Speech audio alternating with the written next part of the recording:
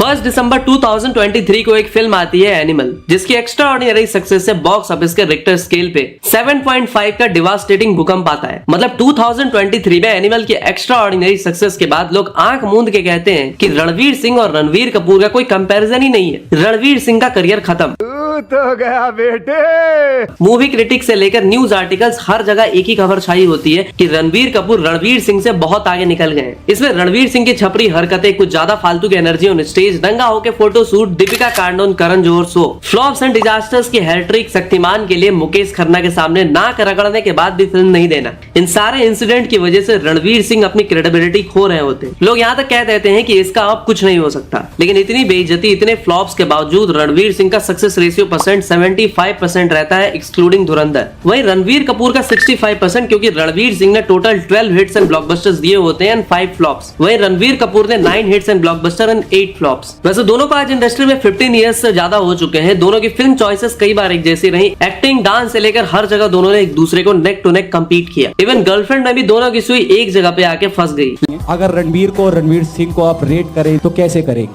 किसको क्या देंगे? दोनों ही पलंग तोड़े यार। लेकिन अब 2025 में रणवीर सिंह की धुरंधर एनिमल के ऑलमोस्ट सारे रिकॉर्ड्स को ब्रेक कर रही है और धुरंधर की एक्स्ट्राऑर्डिनरी सक्सेस से रणवीर सिंह एक बार फिर से रणवीर कपूर से आगे निकल गए। तो इसीलिए आज की इस वीडियो में हम बात करने वाले हैं बाटा वर्सेस बाटू, टाटा वर्सेस टटवा। मेरा मतलब रणवीर सिंह एंड रणवीर कपूर के कॉम्पिटिशन, इनकी बॉक्स ऑफिस राइवलरी एक्सेट्रा। और इसी वीडियो में आपको बताएंगे कि कैसे 90s में खान्स के राइवलरी के बाद रणवीर एंड रणवीर, इन दोनों की राइवलरी बॉलीवुड की सबसे बड़ी साइलेंट राइवलरी बनी। एक तरफ एक versatile actor the chameleon Ranveer Singh, तो दूसरी तरफ स्टार्स की फैमिली में पैदा हुआ स्टार्स के जैसा ऑरा कैरी करने वाले रणवीर कपूर। तो जब ये दोनों बॉलीवुड में आए तो कैसे उन्होंने स्मार्टली अब खुद को बॉलीवुड में एस्टेब्लिश किया और किस रीजन की वजह से ये दोनों एक दूसरे के कट्टर राइवल भी बन गए। तो कौन सी बड़ी बिग बजट फिल्म थी जिसमें बॉलीवुड के बिग डायरेक्टर्स एंड प्रोड्यूसर्स ने मिलकर रणवीर सिंह को निकलवा दिया और फिर उसी फिल्म में रणवीर कपूर को कास्ट किया गया। और इन सारी चीजों के बावजूद कैसे प्री पैंडेमिक रणवीर सिंह ने रणवीर कपूर को सिंगल हैंडेडली डोमिनेट किया। और अब धुरंधर और एनिमल की एक्स्ट्राऑर्डिनरी सक्सेस के बाद दोनों में से बड़ा स्टार कौन है, एंड मोस्ट इंपॉर्टेंट फ्यूचर में बॉलीवुड के इस गेम ऑफ थ्रोन्स में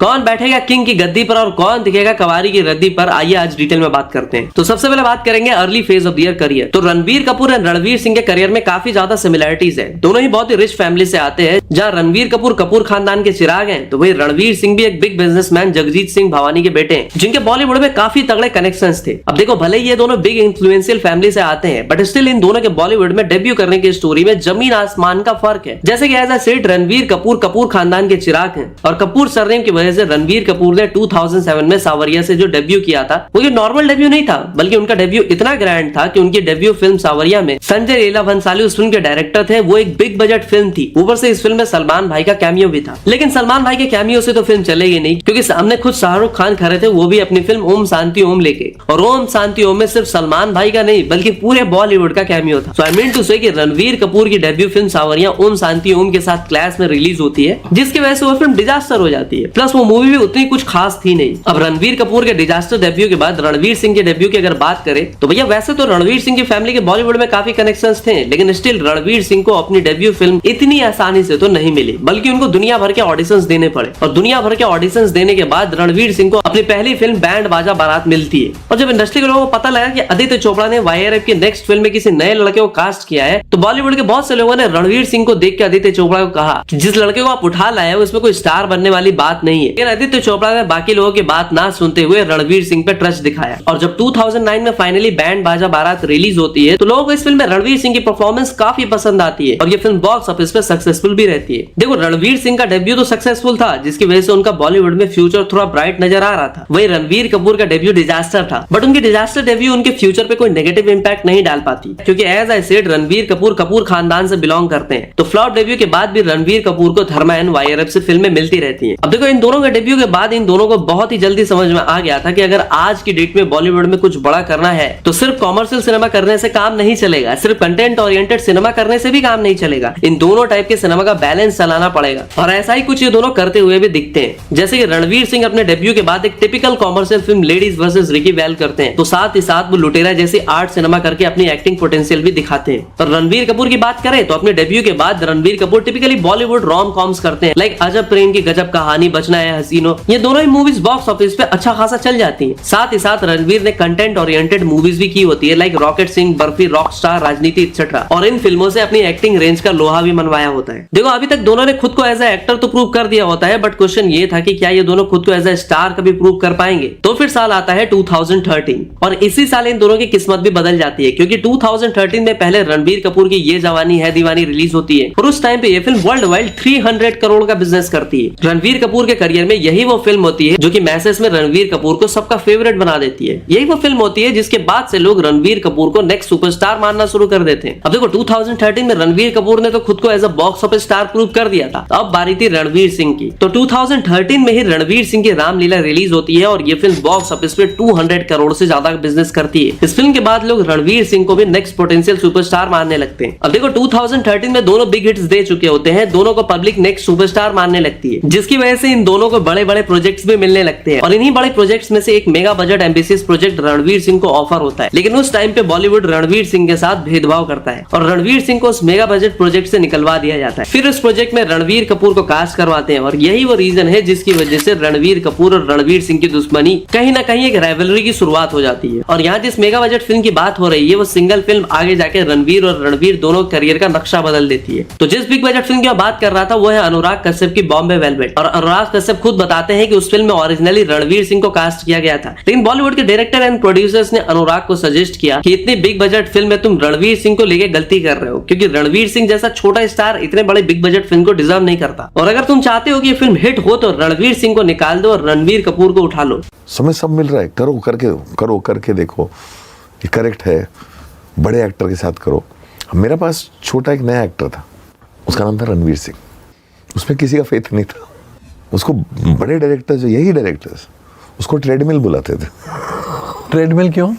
क्योंकि इसमें एनर्जी इतनी ज्यादा है। देखो भले ही बॉम्बे वेलवेट रणबीर की जगह रणबीर को मिल जाती है, बट उससे रणबीर कपूर को कुछ खास फायदा नहीं होता, क्योंकि जब 2015 में बॉम्बे वेलवेट रिलीज होती है तो 115 करोड़ के बजट में बनी ये फिल्म इंडिया में बस 23 करोड़ का बिजनेस करके इपिक डिजास्टर साबित होती है। बॉम्बे वेलवेट बॉलीवुड हिस्ट्री की one of the biggest flop film में से एक होती है, जिसकी वजह से बहुत से लोगों को लगने लगता है कि अब रणबीर कपूर का करियर ओवर है, इसका चांद तो सांप की केचुली की तरह निकल चुका है। 2015 में बॉम्बे वेलवेट रणबीर कपूर की इकलौती फिल्म नहीं थी, बल्कि उसी साल रणबीर कपूर की रॉय एंड तमाशा भी एक बिग फेलियर साबित होती है। देखो एक तरफ 2015 में रणबीर कपूर की साढ़े साथी खत्म होने का नाम नहीं ले रही होती, वहीं 2015 में रणबीर सिंह की किस्मत के तारे जगमगाने शुरू करते हैं। और 2015 में रणबीर सिंह पहले दिल धड़कने दो कुछ इस तरह की सक्सेसफुल फिल्म देते हैं, उसके बाद रणबीर सिंह बाजीराव मस्तानी जैसी फिल्म करते हैं। पर यही वो फिल्म होती है जिससे वो शाहरुख खान के दिलवाले को क्लास में बीट कर देते हैं। इंडिया में 184 करोड़ तो वर्ल्ड वाइड 350 करोड़ का नंबर ये फिल्म पोस्ट करती है। सोने पे सुहागा बाजीराव मस्तानी की सक्सेस को देखते हुए संजय लीला भंसाली अपनी मैग्नम ओपस फिल्म पद्मावत में भी रणबीर सिंह को कास्ट करते हैं। और जब 2018 में पद्मावत रिलीज होती है तो ये फिल्म वर्ल्ड वाइड 580 करोड़ का बिजनेस करती है। इस फिल्म के एक्स्ट्रा ऑर्डिनरी सक्सेस के बाद रणबीर सिंह रणबीर कपूर से 10 कदम आगे निकल चुके होते हैं। तभी कहानी में एक ट्विस्ट आता है, और वो ट्विस्ट ये था कि उसी साल रणबीर कपूर राजू ईरानी की फिल्म संजू में नजर आते हैं और ये फिल्म वर्ल्ड वाइड 588 करोड़ का बिजनेस करते हुए रणबीर कपूर का कमबैक करा देती है और एक बार फिर उनको रणबीर सिंह के बराबर लाके खड़ा कर देती है। बट रणबीर सिंह उस टाइम पे बराबरी के मूड में होते नहीं, इसीलिए उसी साल 2018 में रणबीर सिंह सिम्बा जैसी एक और ब्लॉकबस्टर फिल्म देते हैं और सिम्बा रिलीज के कुछ ही महीने बाद 2019 में वो गली बॉय जैसी सुपर हिट फिल्म भी देते हैं। देखो उस टाइम पे रणबीर सिंह भी बैक टू बैक हिट्स दे रहे थे और संजू से रणबीर कपूर ने भी कमबैक कर लिया था, लेकिन स्टिल उस टाइम पे लोग रणबीर सिंह को ज्यादा बड़ा स्टार मानते थे, क्योंकि बॉलीवुड में एक अनसेड रूल है, बॉलीवुड में बिग स्टार उसी को मानते हैं जो कंसिस्टेंटली बिग ब्लॉकबस्टर दे सकता है, जैसे कि Ranveer Singh back to back Padmaavat, Simmba, Gully boy जैसी हिट्स दे रहे थे। इसीलिए रणबीर सिंह को प्री पैंडेमिक लोग सुपरस्टार मानने लगे थे। वहीं अगर रणबीर कपूर की बात करें तो रणबीर कपूर बिग ब्लॉकबस्टर दे रहे थे, बट वो कंसिस्टेंट नहीं थे। रणबीर कपूर की अगर एक फिल्म हिट होती थी तो उसके बाद 3 फ्लॉप फिल्में जाती थी, जिसकी वजह से लोग रणबीर कपूर के स्टारडम पे डाउट कर रहे थे और लोग उन्हें सुपरस्टार ना मान के अपकमिंग सुपरस्टार मानते थे। अब देखो भले ही प्री पैंडेमिक रणबीर सिंह रणबीर कपूर को डोमिनेट करते हैं, but post pandemic Ranveer Singh के ग्रहों की दशा बदल जाती है और जो Ranveer Singh pre pandemic back to back hits दे रहे थे, वही रणबीर सिंह कैसे पोस्ट पैंडेमिक एक हिट को तरस जाते हैं और post pandemic pandemic Ranveer Kapoor ने वो कौन सी चाल चली होती है कि रणवीर कपूर सिर्फ एक फिल्म रणवीर सिंह के पूरे करियर पे भारी पड़ जाती है और रणवीर सिंह से आगे निकल जाते हैं। आइए उस पर बात करते हैं। तो post pandemic Ranveer Kapoor and Ranveer Singh चार मूवीज के लाइनअप्स के साथ आते हैं। पहले रणवीर कपूर की अगर बात करें तो रणवीर कपूर पोस्ट पैंडेमिक जो 4 फिल्में करते हैं वो होती है शमशेरा, ब्रह्मास्त्र, तू झूठी तू, मक्कार, एनिमल, जिसमें से शमशेरा फ्लॉप थी, ब्रह्मास्त्र, तू झूठी तू, मक्कार अंडर परफॉर्म करती है और एनिमल ब्लॉकबस्टर होती है। तो basically post pandemic Ranveer Kapoor की 4 मूवीज में से बस एक ही फिल्म क्लीन हिट जाती है और वो है एनिमल। अब अगर रणवीर सिंह की बात करें तो पोस्ट पैंडेमिक रणवीर सिंह ने 83 सर्कस, जयेश भाई जोरदार, रॉकी रानी की प्रेम कहानी, ये 4 मूवीज करती है और इन चारों फिल्मों में से शुरू की 3 मूवीज 83 सर्कस, जयेश भाई जोरदार, डिजास्टर थी। तो ले देकर रणवीर सिंह के पास भी पोस्ट पैंडेमिक एक ही क्लीन हिट होती है। और आप सोच रहे होंगे अगर पोस्ट पैंडेमिक रणवीर और रणवीर दोनों के पास एक ही हिट थी तो लोग रणवीर कपूर को रणवीर सिंह से बड़ा सुपरस्टार क्यों मानने लगे। तो इसके पीछे का जो असली रीजन है वो बताने से पहले मैं तुम्हें कुछ दिखाना चाहता हूँ। तो पोस्ट पैंडेमिक रणवीर कपूर की फिल्म शमशेरा ने 150 करोड़ के बजट पे 60 करोड़ का कलेक्शन किया था। ब्रह्मास्त्र ने 350 करोड़ के बजट पे 435 करोड़ का, TJMM ने 165 करोड़ के बजट पे 225 करोड़ का और एनिमल ने 100 करोड़ के बजट पे 915 करोड़ का एक्स्ट्रा ऑर्डिनरी बिजनेस किया था। अब अगर रणवीर सिंह की मूवीज की बात करें तो पोस्ट पैंडेमिक 83 ने 280 करोड़ के बजट पे 193 करोड़ का बिजनेस किया था। जयेश भाई जोरदार ने 90 करोड़ के बजट पे ओनली 25 करोड़ का एंड 150 करोड़ के बजट पे सर्कस ने 60 करोड़ का और 160 करोड़ के बजट की रॉकी एंड रानी की प्रेम कहानी ने 350 करोड़ का। तो ये डेटा बताने का पर्पस यही है कि पोस्ट पैंडेमिक रणवीर सिंह की मेजॉरिटी मूवीज अपना बजट रिकवर करना तो दूर, अपने बजट के आधा कलेक्शन भी नहीं कर पाती।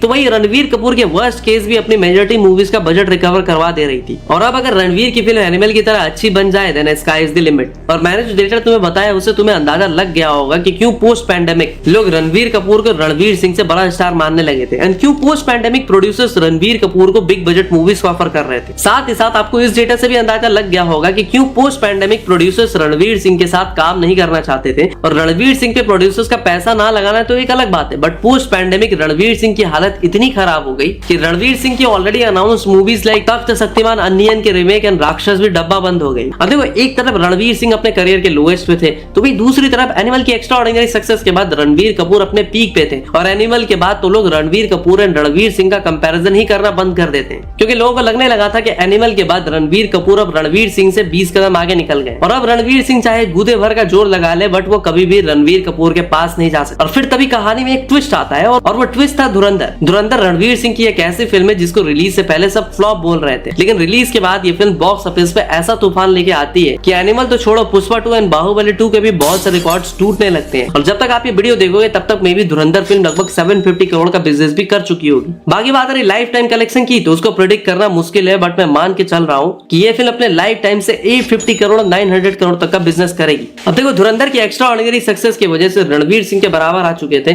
और अब ये डिसाइड करना मुश्किल हो रहा था कि दोनों में से बड़ा स्टार कौन है, दोनों में से फ्यूचर में ज्यादा डोमिनेट कौन करेगा। तो चलिए अब दोनों के फ्यूचर प्रोजेक्ट्स पे भी डिस्कस कर ही लेते हैं। फ्यूचर में पता लगाते हैं कि फ्यूचर में कपूर का राज होगा या फिर सिंह का। तो भैया अब रणवीर और रणवीर के फ्यूचर प्रोजेक्ट्स पे अगर बात करें तो रणवीर कपूर के पास 7 बिग स्केल प्रोजेक्ट्स हैं, वहीं रणवीर सिंह के पास 4 एम्बिशियस प्रोजेक्ट्स हैं। और पहले रणवीर कपूर के प्रोजेक्ट्स की बात करें तो नेक्स्ट फिल्म का नाम है लव एंड वॉर। इस फिल्म में आलिया के साथ काम करेंगे और विकी कौशल से होगा इनका वॉर। संजय लीला भंसाली ये फिल्म अगले साल इंडिपेंडेंस डे वीकेंड पे लेके आएंगे। अब जब ये फिल्म बॉक्स ऑफिस पे चल जाएगी तो लव एंड वॉर में विकी कौशल से वॉर करने के बाद रणवीर कपूर अपनी नेक्स्ट 4000 करोड़ के बजट में बनी फिल्म रामायण राम बन के रॉकी भाई यानी कि रावण का अंत करेंगे। अब मैं तुमको बता दूं कि रामायण 1 और 2 दोनों का कंबाइंड बजट 4000 करोड़ है, तो तुम सोचोगे कि इनका बॉक्स ऑफिस कलेक्शन कितना होगा। बाकी बात रही रिलीज डेट की, बाकी तुम्हें पता ही होगा अगली 2 दिवाली रामायण वाली और रामायण में राम बनने के बाद रणवीर अपनी नेक्स्ट फिल्म एनिमल पार्क में राक्षस साइमन एनिमल बनेंगे। और वांगा की एनिमल पार्क रणवीर कपूर की सबसे ज्यादा एक्साइटिंग फिल्मों की लिस्ट में से एक है, क्योंकि यूजुअली मूवीज में हम हीरो वर्सेस विलन की लड़ाई देखते हैं, लेकिन इस फिल्म में कोई हीरो नहीं बल्कि 2 विलन ही होंगे। और जब 2 विलन या फिर 2 एनिमल एक दूसरे से लड़ेंगे तो बॉक्स ऑफिस के सारे रिकॉर्ड्स टूटेंगे। और एनिमल पार्क के बाद Ranbir Kapoor back to back Brahmastra 2 और 3 भी करेंगे और ब्रह्मास्त्र में भी रणवीर का डबल रोल होगा जहां वो देव और शिवा दोनों का रोल प्ले करेंगे। और वैसे तो इस फिल्म को लेकर ज्यादा अपडेट्स नहीं है, बट इतना पता है कि अयान मुखर्जी ने ऑफिशियली ब्रह्मास्त्र 2 और 3 पे काम करना शुरू कर दिया है। ब्रह्मास्त्र में अग्नि अस्त्र से सबकी जलाने के बाद रणवीर कपूर बॉलीवुड की सबसे बड़ी फिल्म फ्रेंचाइज धूम 4 में धूम बजाते नजर आएंगे। वैसे धूम 4 का डायरेक्टर कौन होगा, हीरोइन कौन होगी, धूम 4 में रणवीर चोर होंगे तो पुलिस कौन होगा, तो देखो इनमें से कुछ भी नहीं पता मुझे, बट इतना पता है कि धूम 4 अगर एवरेज भी बनी तो भी ये फिल्म 1000 करोड़ प्लस का नंबर तो करके जाएगी। अब अगर रणवीर सिंह के लाइनअप की बात करें तो धुरंधर के बाद नेक्स्ट 19 मार्च को रणवीर सिंह धुरंधर 2 लेके आ रहे हैं। रहे हैं। और धुरंधर 2 में रणवीर इतना वायलेंस करते नजर आएंगे कि मार्को एंड एनिमल जैसी वायलेंट मूवीज भी इनोसेंट लगने लगेगी। और रही बात धुरंधर की, तो बॉक्स ऑफिस में भैया ये फिल्म मिनिमम 1000 करोड़ तो टच करेगी। मैक्सिमम कितना कर सकती है वो तुम कमेंट सेक्शन में बताओ। धुरंधर 2 के रिलीज होने के जस्ट बाद रणवीर सिंह फरहान अख्तर की